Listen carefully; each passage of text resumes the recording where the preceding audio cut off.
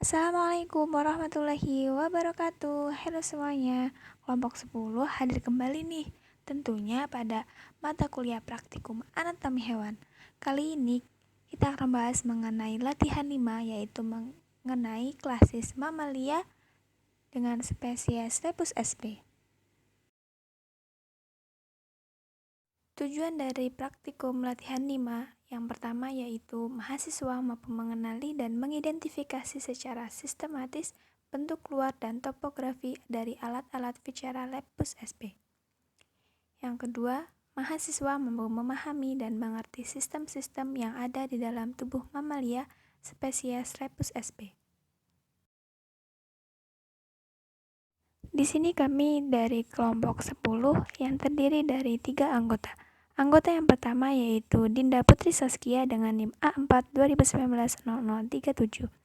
Anggota kedua yaitu ada Mutiara Hanifah dengan NIM A4 2019-0038. Anggota ketiga Ashari Rahmanisa dengan NIM A4 2019-0039.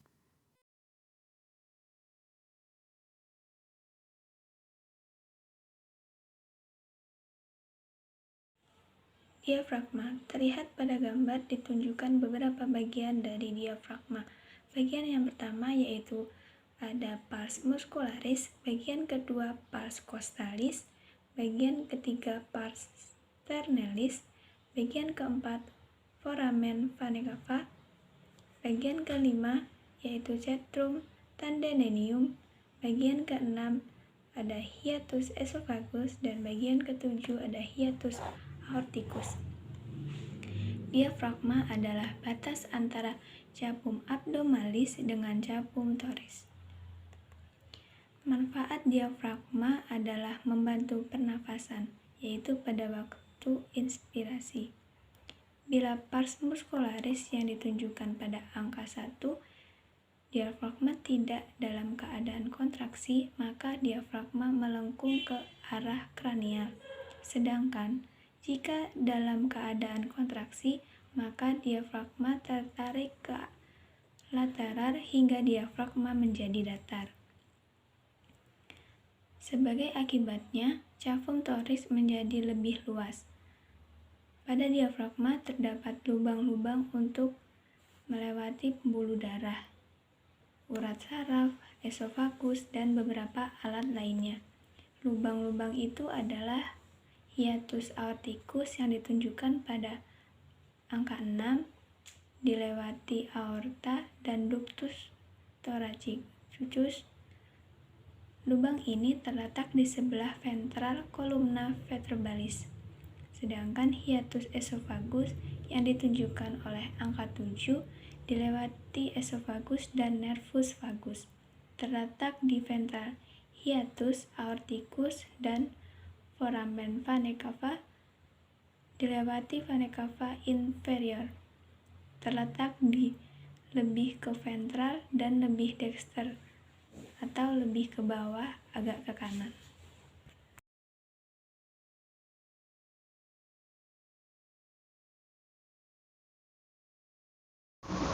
Yang kedua, kita akan membahas tentang sistem skeleton atau sternum et costae. Jika kulit sudah dibuka, di linea mediana akan nampak sternum yang tersusun beberapa ruas. Ruas-ruas ini disebut dengan sternibrae.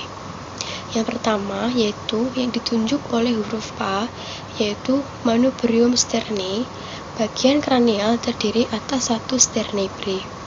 Yang kedua yaitu yang ditunjuk oleh huruf B, yaitu siphoideum atau processus siphoideus, bagian kaudal yang terdiri atas satu sternibrae.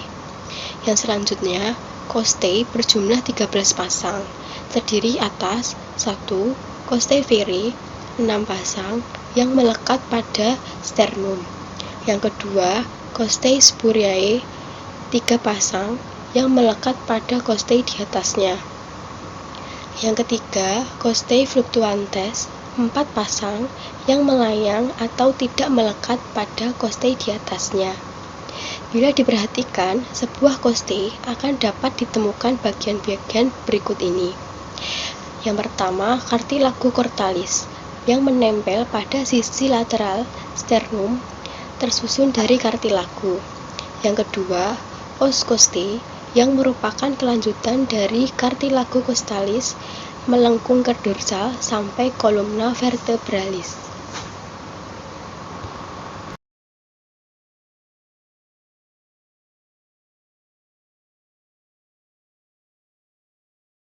Yang berikutnya yaitu situs viscerum thoracis et abdominalis. Situs viscerum thoracis et abdominalis pada lepus SP terdiri dari yang pertama, seperti yang ditunjukkan oleh panah nomor 1, merupakan organ core atau jantung. Core pada lepus SP atau pada mamalia berjumlah 4 ruangan dan memiliki sekat yang sempurna. Kemudian panah nomor 2 menunjukkan organ hepar. Hepar terletak pada rostral ventriculus dan caudal diaphragma serta memiliki beberapa lobi dan berwarna merah kecoklatan. Kemudian bagian nomor 3 menunjukkan organ pulmo. Pulmo pada lepus SP atau pada mamalia berjumlah sepasang, dexter dan sinister. Lobus dexter terdiri atas 3 lobi dan lobus sinister terdiri atas 2 lobi. Tiap-tiap lobus merupakan muara dari bronchiolus. Kemudian ada ventriculus atau lambung. Ventriculus dapat dibedakan bagiannya yaitu ada curvatura minor yaitu lengkungan lateral ventriculus, ada cardia tempat muara esofagus, kemudian ada fundus yaitu bagian ventriculus yang berbentuk kantung, kemudian ada pylorus yaitu muara ventriculus ke duodenum.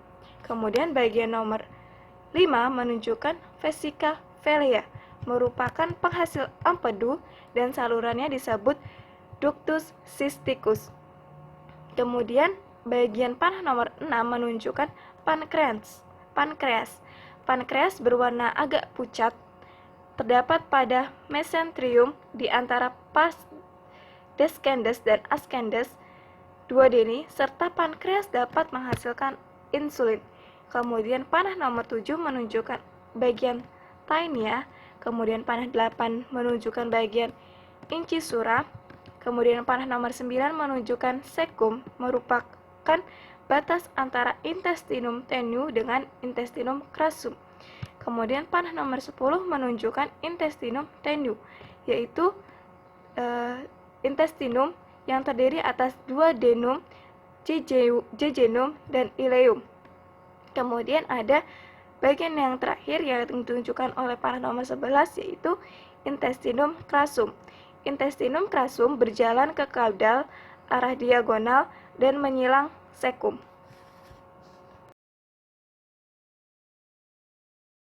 Itu tadi materi dari kelompok 10 mengenai latihan kelima klasis mamalia terutama pada diafragma, sistem skeleton, dan situs viscerum thoracis et abdominalis pada lepus SP. Apabila terdapat kekurangan dalam penyampaian materi, kami memohon maaf. Kami akhiri, wassalamualaikum warahmatullahi wabarakatuh.